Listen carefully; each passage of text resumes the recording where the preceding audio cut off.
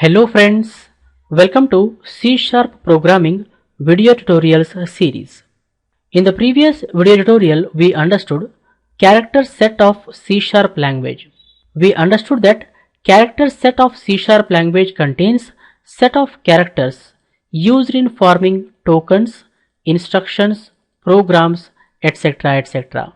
Character set of C# language contains alphabets, digits, special characters and escape sequence characters.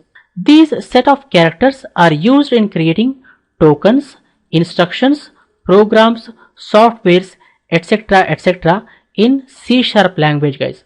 After learning character set of C# language, the next step is learning tokens available in C# language, guys. From this video tutorial onwards, for the next few video tutorials, I would like to discuss tokens of C# language.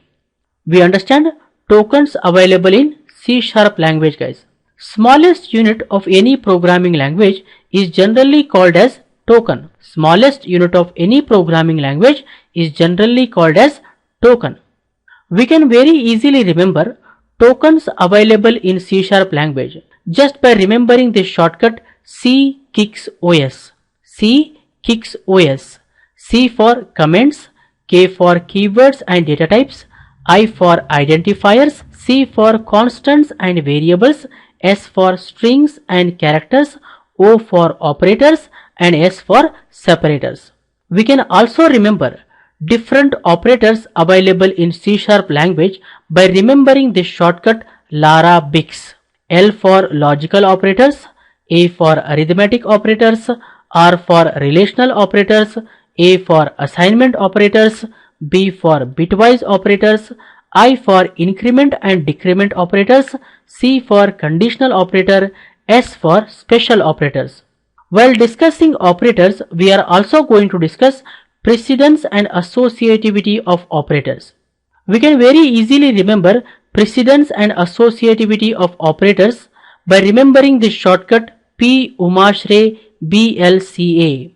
P for parenthesis, U for unary operators, M for multiplicative operators, A for additive operators, S for shift operators, R for relational operators, E for equality operators, B for bitwise operators, L for logical operators, C for conditional operator and A for assignment operators.